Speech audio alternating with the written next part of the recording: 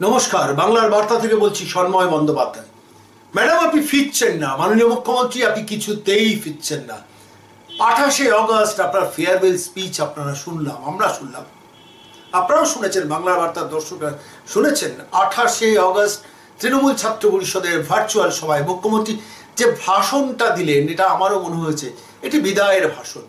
কোনো একজন তৃণমূলের সিনিয়র সাংসদ, ব্যক্তিগতভাবে তার সঙ্গে আমার সম্পর্ক থাকার সূত্র ধরে তাকে ফোন করেছিলাম, নাম না বলা, পরিচয় না দেওয়ার প্রতিশ্রুতি দিয়ে তার একটি বাণী আপনাদের সামনে বললেন যে খেয়াল করলেন না মুখ্যমন্ত্রীর ভাষণের মধ্যে কোথায় যেন একটা ফেয়ারওয়েল বিদায়ের বাজনা বাজছে। ঠিকই আমাদেরও মনে হয়েছে একটা বিদায়ের বাজনা শুনলাম, একটা ডেসপারেশন।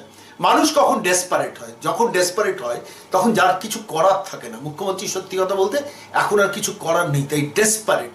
এই ডেসপারেশনের জায়গা থেকে বিদায়ের ভাষণটা দিলেন, অর্থাৎ 28শে অগস্ট যে বক্তৃতাটা দিলেন, এর আগে 21শে জুলাই যে বক্তৃতাটা দিয়েছেন, সেই বক্তৃতায় বিদায়ের বাজনা শুনলাম আমরা। যুক্তি দিয়ে বলছি, কোনো আবেগ থেকে কোনো একটা বিশেষ পক্ষ নিয়ে বলছি না, যুক্তি দিয়ে বলছি মুখ্যমন্ত্রীর ফিরে আসার কোনো সম্ভাবনা 2021-এ নেই। আজকে তিনিই প্রমাণ করে দিলেন, অগন্তি মিথ্যে কথা বললেন, তাতে আমরা পরে আসছি। কিন্তু মুখ্যমন্ত্রী কেন ফিরে আসছেন না, চারটি মূল কারণ আপনাদের বলি। প্রথম কথা হচ্ছে শিক্ষিত বেকার যুবক যুবতীদের সঙ্গে প্রতারণা করেছে আজকের এই সরকার, গত 9 বছরের সরকার। দ্বিতীয় হচ্ছে এন্ডলেস করাপশন, চরম দুর্নীতি সর্বস্তরে, সংগঠন, রাজনৈতিক নেতা, সমাজের সর্বস্তরে এন্ডলেস করাপশন দ্বিতীয় কারণ। তৃতীয় কারণ হচ্ছে না শিল্পায়ন, মানুষ লক্ষ লক্ষ বেকার, শিল্পের অভাবে ধুঁকছে। চতুর্থ কারণ হচ্ছে গ্রাম বাংলায় আধিপত্যবাদ, অর্থাৎ আমি শেষ কথা বলবো, সমস্ত গণতান্ত্রিক ব্যবস্থাটাকে তছনছ করে দেওয়া, পঞ্চায়েত, পৌরসভা, জেলা পরিষদ, গ্রাম পঞ্চায়েত সমস্ত দখল করে নেওয়া, নির্বাচিত প্রতিনিধি অন্যে তাকে টোপ দিয়ে, লোভ দিয়ে, ভয় দেখিয়ে তাকে কাছে টেনে নিয়ে আসা।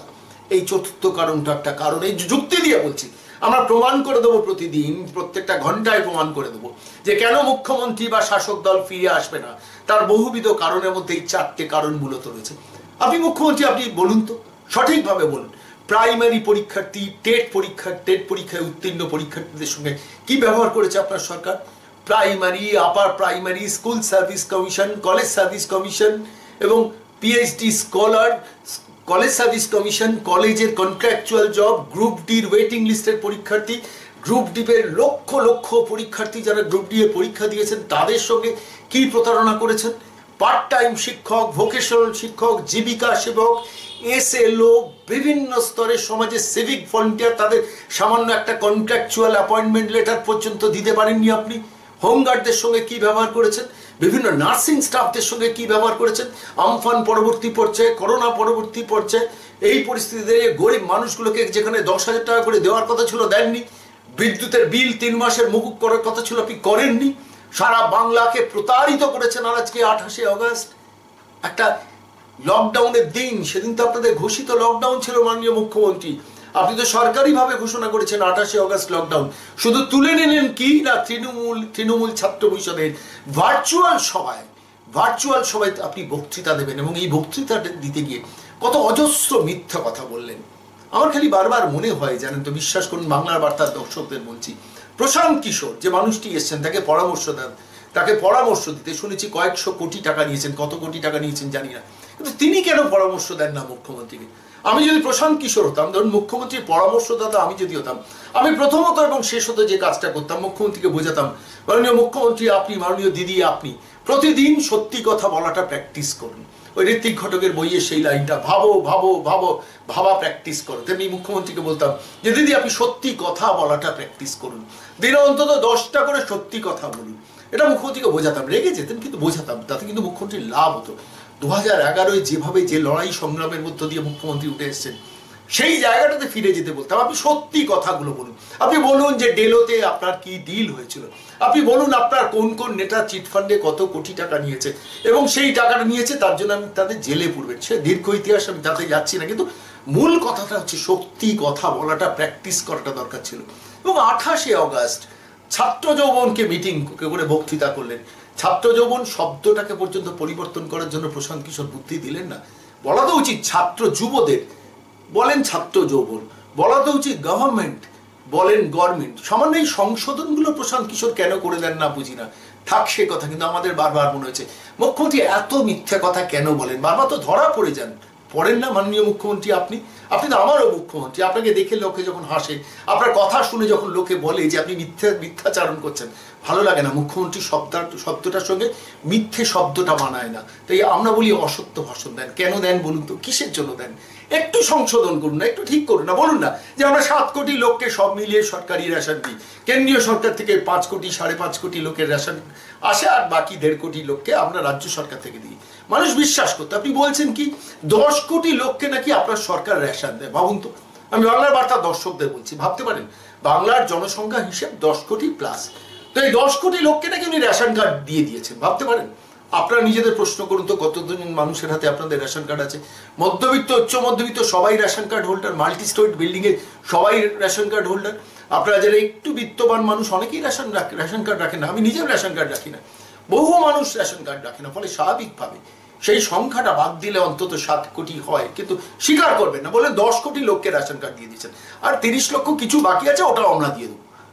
দিনের আলোতে এইভাবে স্পষ্টভাবে মিথ্যে কথা, এটা কিন্তু বাংলার মানুষ ধরে ফেলেছে। যেভাবে শিক্ষিত বেকার যুবকদের, লক্ষ লক্ষ শিক্ষিত বেকার যুবকদের দিনের পর দিন এই সরকার চাকরি না দিয়ে, ঘুষ দিয়ে 10 লাখ 12 লাখ 15 লাখ টাকা দিয়ে চাকরি হয়েছে বহু মানুষের, ব্যাকডোর দিয়ে চাকরি হয়েছে বহু মানুষের, সরকারি অফিসে, প্রাইমারি স্কুলের শিক্ষকতা, আবার প্রাইমারি স্কুলের শিক্ষকতা, স্কুল সার্ভিসের শিক্ষকতা শুনতে শুনতে কান ব্যথা হয়ে যায়, কিন্তু ভালো লাগে না। এবং এই কারণে মুখ্যমন্ত্রী আপনি আর থাকবেন না। আপনি হাজার চেষ্টা করছেন, আপনি বলছেন যে আমি এই করেছি সেই করেছি।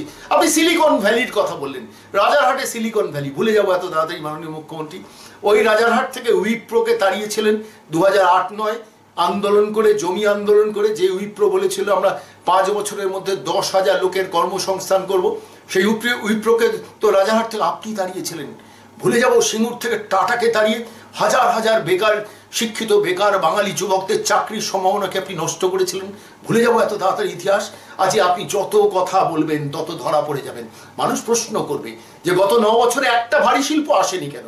আপনি 1,40,00,000 লোককে চাকরি দিয়েছেন বলে মাঝে মাঝেই দাবি করেন, মিথ্যে দাবি করেন। শিক্ষিত বেকার যুবকরা যারা গ্রামে গঞ্জে মফস্বলে দরজা জানলা বন্ধ করে ডুকরে ডুকরে আলো নিবিয়ে ঘরের মধ্যে কাঁদে, তাদের ব্যথা যন্ত্রণা আপনি বুঝতে পারেন না বলে আপনি ফিরে আসার চেষ্টা করছেন, কিন্তু আপনি আর ফিরে আসতে পারবেন না। মানুষ আর ক্ষমা করতে রাজি নয়। অনেক সুযোগ দিয়েছে 2011 থেকে 2016, 2016তেও সুযোগ দিয়েছে।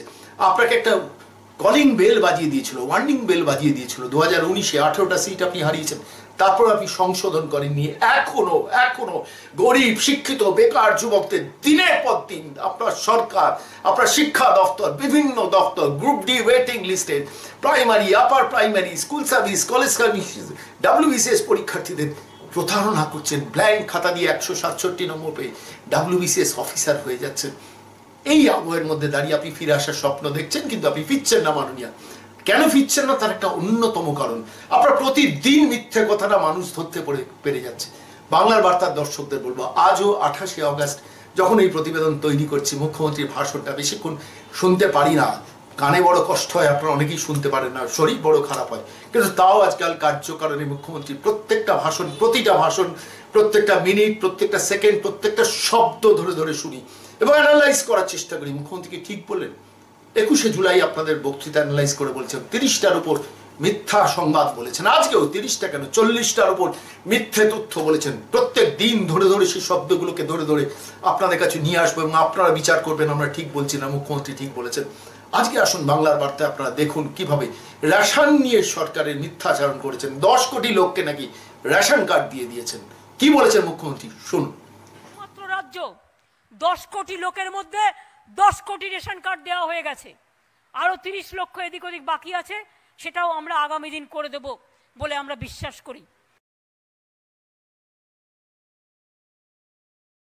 একমাত্র রাজ্য 10 কোটি লোকের মধ্যে 10 কোটি রেশন কার্ড দেওয়া হয়ে গেছে, আরো 30 লক্ষ এদিক ওদিক বাকি আছে, সেটাও আমরা আগামী দিন করে দেব বলে আমরা বিশ্বাস করি।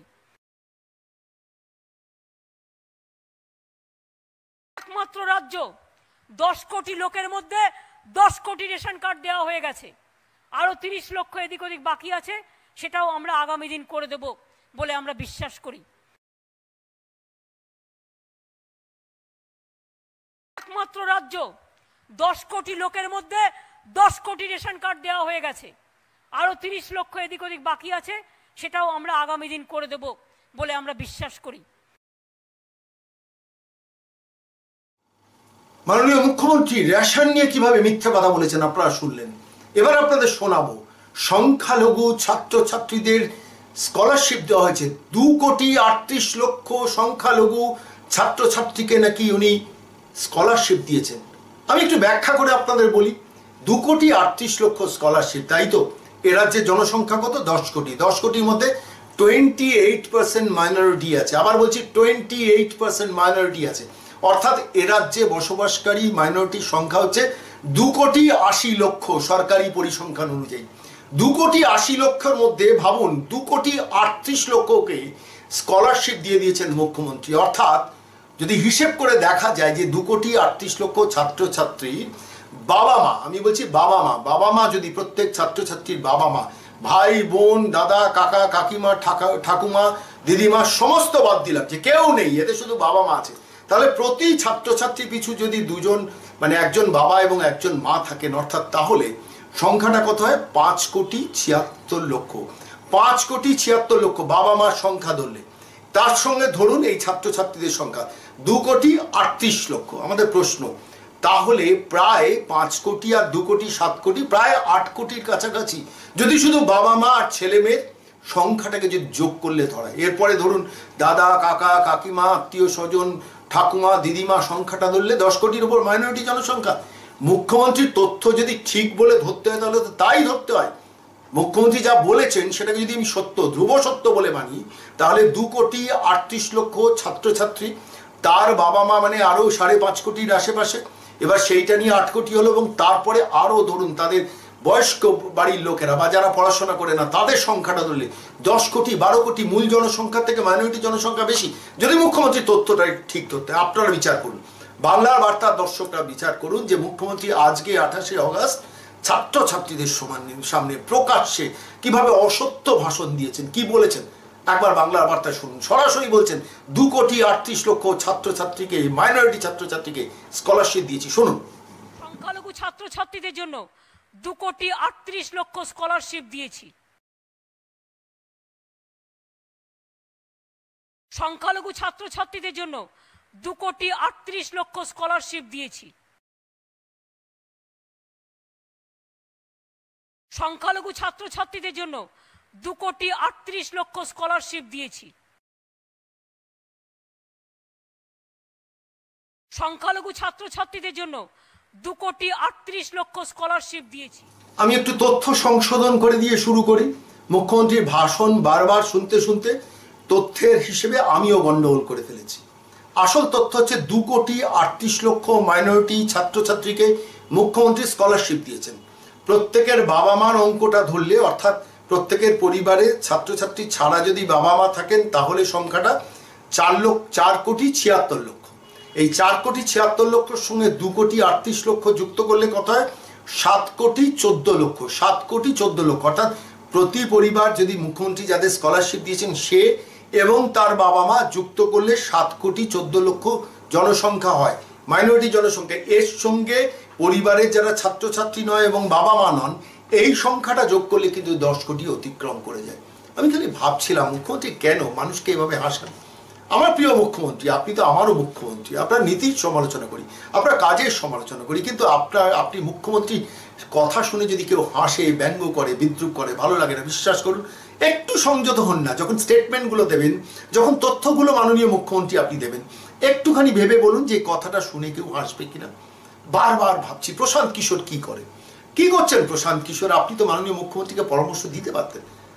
মাননীয় মুখ্যমন্ত্রী, আপনি তো আমাকে প্রশান্ত কিশোর ভাববেন না। আপনি যদি ভাবতেন, আমি বিশ্বাস করুন আপনার কাছ থেকে আমি 1 টাকাও নিতাম না। তার কারণ বাংলার উন্নয়নের জন্য বিহারীবাবু কত নিচ্ছেন জানি না, শুনেছি 450 কোটি টাকা নেন, কি নেন জানি না, কিন্তু আমার খালি মনে হয় বাঙালি হিসেবে বাংলার উন্নয়ন করবে মুখ্যমন্ত্রীকে যদি পরামর্শটা দিতে পারতাম, পরামর্শ দিয়ে আমি প্রথমেই বলতাম আপনি যা বলবেন মেপে ভেবে চিনতে বলবেন, যা মানুষ যাতে না হাসে।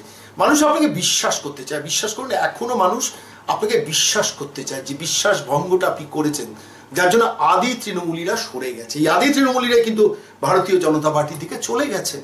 আপনার কিছু করার নেই।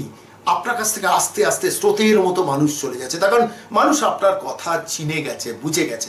আর এই আদি তৃণমূলীদের প্রশান্ত কিশোর কিছুতেই টানছেন না। তিনি টানছেন কাদের? পাড়ায় কোথাও খবর পেয়েছেন সিপিএম এর কর্মী কিছুদিন বসে আছেন, ভাই তুমি তৃণমূল করবে।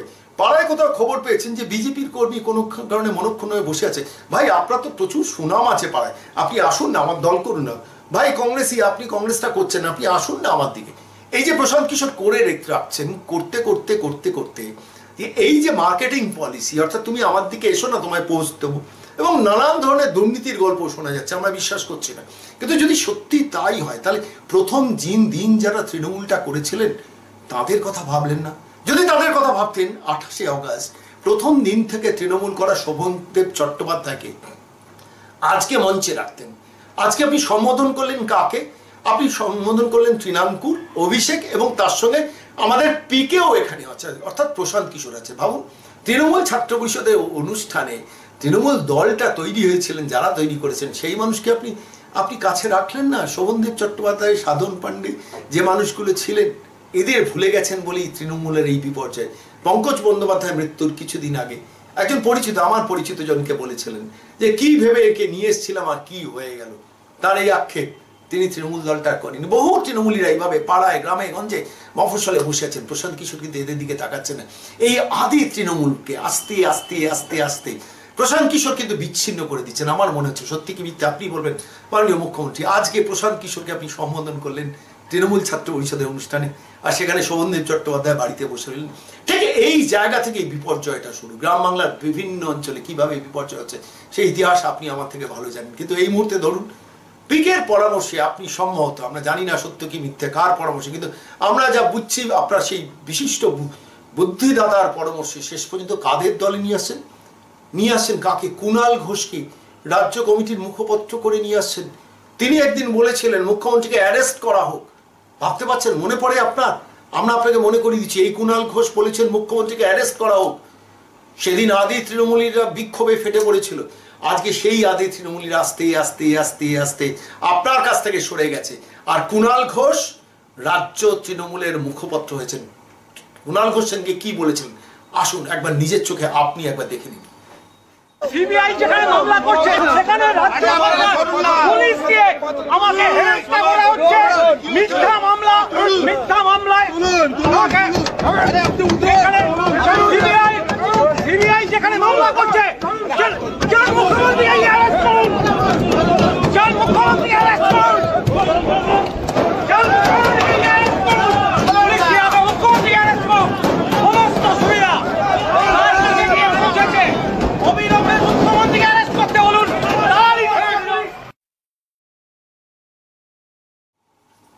এই কুণাল ঘোষ এখন রাজ্য তৃণমূলের মুখপত্র। এবার আসুন ঋতব্রত বন্দ্যোপাধ্যায় কি বলেছিলেন। ঋতব্রত বন্দ্যোপাধ্যায় সেই ভিডিও আর চালাচ্ছি না, বারবার দেখাতে ইচ্ছে করে না। বলছেন চোর ধরো আর জেল বড়, চোর ধরো আর জেল বড়, অর্থাৎ ওই কালীঘাটের সমস্ত সাঙ্গপাঙ্গদের ধরো আর জেলে পড়ো। বলেছিলেন কবে? 2016 সালে। সেই ইতিহাসে যাচ্ছি না। সেই ঋতব্রত বন্দ্যোপাধ্যায় এখন তৃণমূল কংগ্রেসের রাজ্য সম্পাদক। ঋতব্রত বন্দ্যোপাধ্যায় এখন তৃণমূল কংগ্রেসের রাজ্য সম্পাদক। আদি তৃণমূল যারা, তৃণমূলের জন্মলগ্নে যারা ছিলেন, তাদের ভালো লাগতে পারে কোনো একজন বুদ্ধিদাতার পরামর্শে আপনি দলটাকে কোথায় নিয়ে গিয়ে ফেলছেন।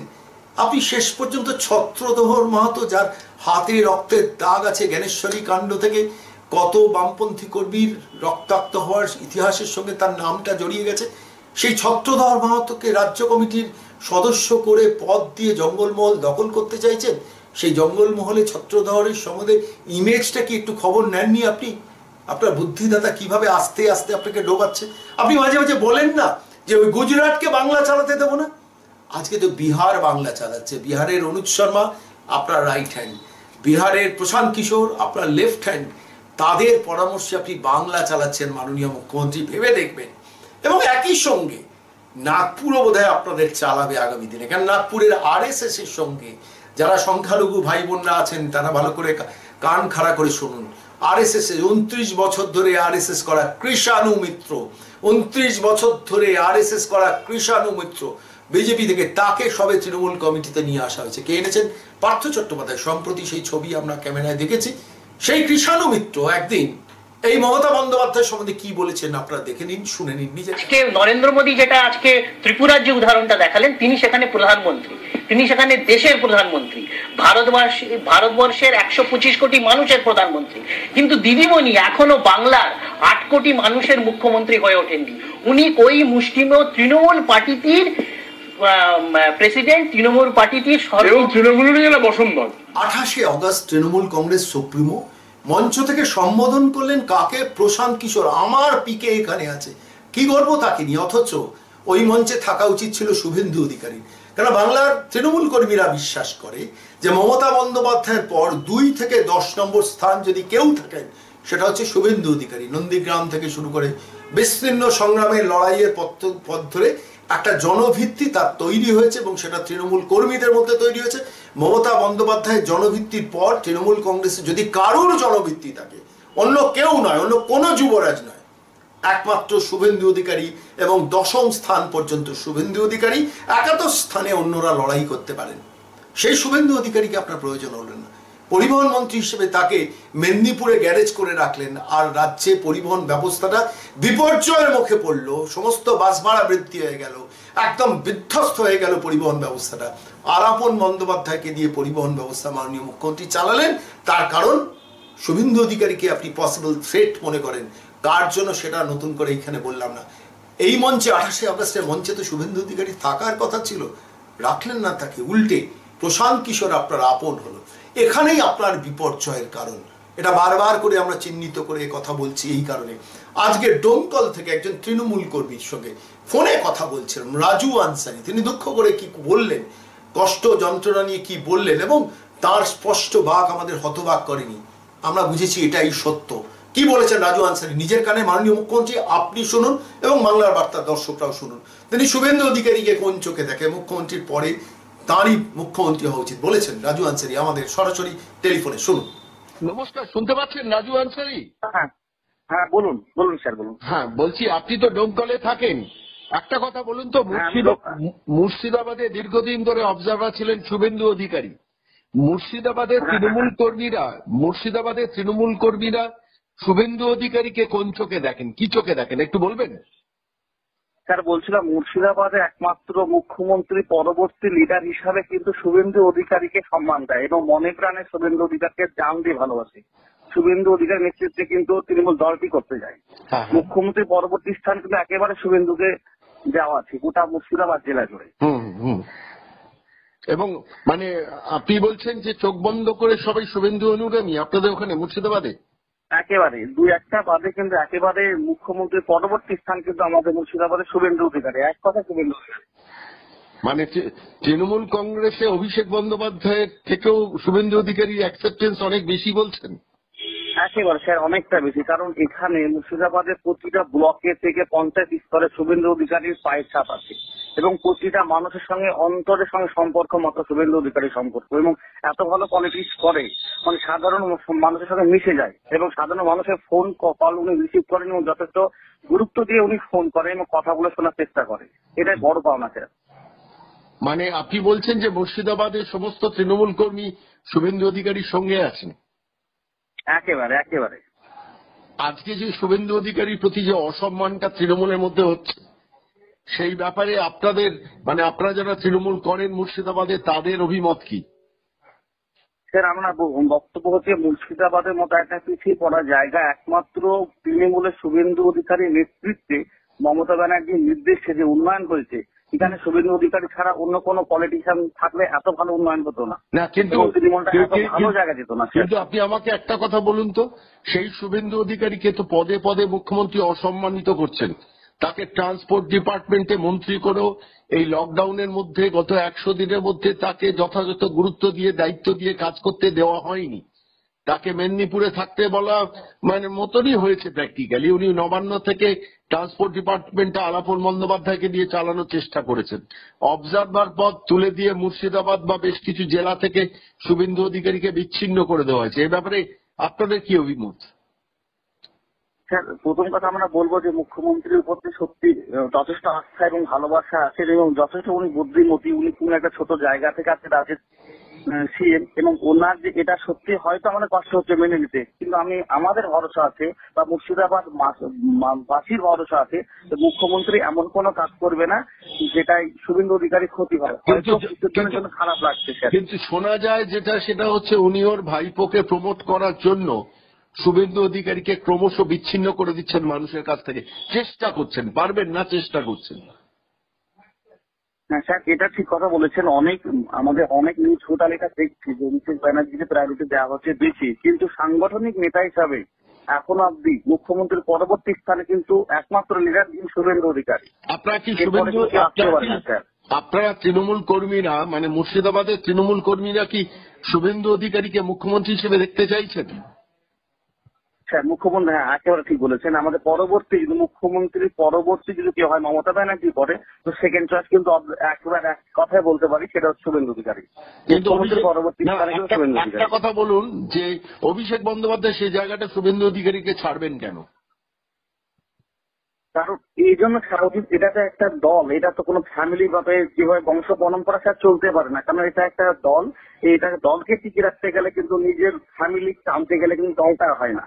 যে সাংগঠনিক নেতা যে সত্যি ভালো কাজ করতে পারবে, দলটাকে একটা ভালো জায়গায় নিয়ে যেতে পারবে, তাকে সেই জায়গাটা দেওয়া উচিত। সেই জন্য একেবারে নিঃসন্দেহে বলা যায় যে মুখ্যমন্ত্রী মমতা ব্যানার্জি পরে যদি সত্যি মুখ্যমন্ত্রী কেউ হয় পশ্চিমবাংলায়, তো শুভেন্দু অধিকারীকে করা উচিত।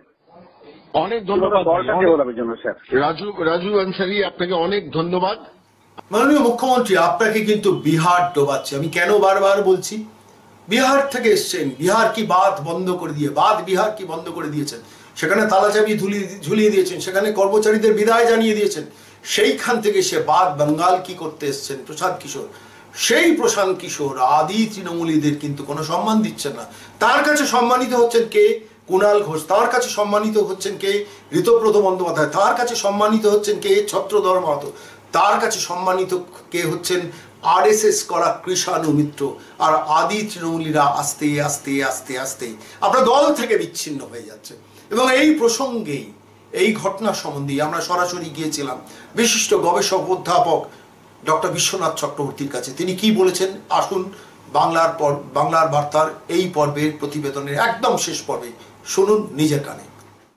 খবরের কাগজে এই পিকেট টিম নিয়ে যা বেরোচ্ছে, বিশেষ করে গণশক্তিতে বেরিয়েছে, উত্তরবঙ্গ সংবাদে মনে বেরিয়েছে, যা সিপিএম এর নেতারা ক্লেম করছে, বিজেপির নেতারা ক্লেম করছে, তাতে কিন্তু রাজনীতির যে জটিল পরিস্থিতি সেটা আরো বেশি জটিল হচ্ছে। তার কারণটা হলো যে সরাসরি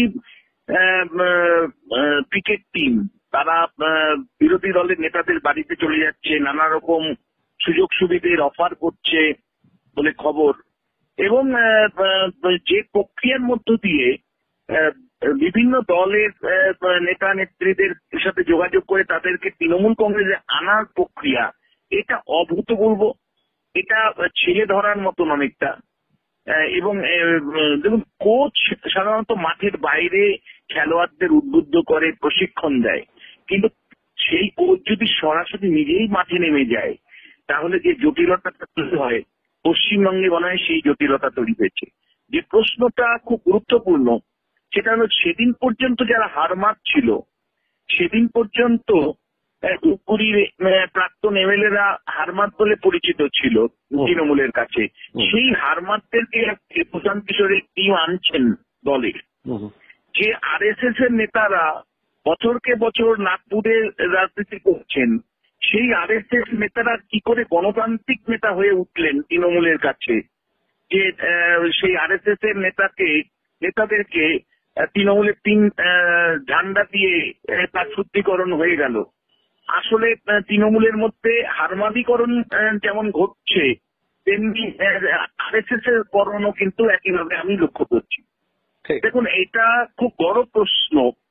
সেটা হলো যে প্রক্রিয়ায় প্রশান্ত কিশোরের টিম কাজ করছে বলে অভিযোগ বারবার নানা জায়গা থেকে উঠছে, গণশক্তিতেও সেটা নিয়ে প্রশ্ন তুলছে, সেটা কার্যত অগণতান্ত্রিক প্রক্রিয়া। মানে কোনো পেশাদার সংস্থা বা যে কোনো প্রফেশনাল সংস্থা প্রফেশনাল এথিক্স মেনে কাজ করে, কিন্তু যেভাবে প্রলোভন দেখানো হচ্ছে, তারপরে জয়েন না করলে ভিডিওটা আবার সোশ্যাল মিডিয়ায় ছেড়ে দিয়ে তার উপরে চাপ তৈরি করা হচ্ছে, সেটা কিন্তু কোনো মতে আমি মনে করি না যে আমাদের রাজ্যের গণতান্ত্রিক পরিবেশকে সুদৃঢ় করছে। বরঞ্চ এই প্রফেশনাল গোষ্ঠী, যেটা কোনোদিনই পশ্চিমবাংলার রাজনীতিতে ছিল না, পশ্চিমবাংলার রাজনীতি সবসময় একটা আদর্শের আইডিওলজি অন্তত সামনে থাকতো, সেটা অনুসরণ করতো কি করতো না সেটা ডিবেট অবশ্যই আছে, কিন্তু অন্তত আদর্শটাকে সামনে রেখে পশ্চিমবাংলা চলতো। এবং এরা কারা, মানে যারা এই প্রফেশনাল গোষ্ঠী, তাদের সাথে কতটুকু বাংলা বাঙালির সম্পর্ক আছে, এটা তো বিহার থেকে এসেছে বলে শুনেছি। ফলে এই প্রফেশনাল যারা আছেন তারা কিন্তু বহু ক্ষেত্রে এই অভিযোগটা উঠছে আনএথিক্যালি, বিশেষ করে সিপিএম বা বিজেপি বিভিন্ন নেতৃত্ব যে অভিযোগটা তুলছেন যে আনএথিক্যালি তাদের দলের ইন্টারফেয়ার করছে, তাদের নেতাদেরকে ছেড়ে ধরার মতন ধরার চেষ্টা করছে, নানা প্রলোভন দেখানো হচ্ছে। এতে পশ্চিমবাংলার যে গণতান্ত্রিক ব্যবস্থা সেটা কিন্তু আরো বেশি কলুষিত হচ্ছে বলে আমি মনে করি। একই সাথে যেরকম প্রলোভন দেখিয়ে বিভিন্ন দল থেকে সঙ্গে আনা যে প্রক্রিয়া এই পেশাদারী সংস্থা করছে, তাতে কিন্তু লোক বাড়বে। রাজনীতিতে এমনি আপনি জানেন পশ্চিমবাংলার দৈনন্দিন জীবন দুর্নীতিগ্রস্তে পরিণত হয়েছে। এখানে রাজনীতি এবং দুর্নীতি প্রায় সমার্থক শব্দ। সেখানে নানা প্রলোভন দেখিয়ে যে অভিযোগটা আসছে, প্রতিনিয়ত আসছে, এই ক্রিকেট টিমের বিরুদ্ধে প্রলোভন দেখানো হচ্ছে। যদি প্রলোভন দেখিয়ে আনা হয় তাহলে তার সেই সমস্ত নেতারা কিন্তু এথিক্যালি চলতে পারবেন না, এবং তৃণমূলের মধ্যেও তারা সমস্যা তৈরি করবেন। তৃণমূল দলের মধ্যেও তারা কিন্তু সবসময় একটা প্রত্যাশা নিয়ে যেহেতু ঢুকছেন, ফলে আরো বেশি তাদের চাহিদা থাকবে, আরো বেশি দুর্নীতির সম্ভাবনা কিন্তু পশ্চিমবাংলায় বাড়বে। এতে কে জিতলো কে হারলো সেটা তো আরেকটা বিষয়, কিন্তু যে প্রক্রিয়ায় দল বদল চলছে পেশাদার সংস্থার দ্বারা, সেই প্রক্রিয়াটাই কিন্তু এখন প্রশ্নের মুখে, এবং এই প্রক্রিয়াটা পশ্চিমবাংলার গণতন্ত্রকে আরো দূষিত করছে, দুর্নীতিগ্রস্ত একটা সমাজ আরো বেশি জন্ম দিচ্ছে, এবং এথিক্স রাজনীতি থেকে কিন্তু উধাও হয়ে গেল বলা যায়।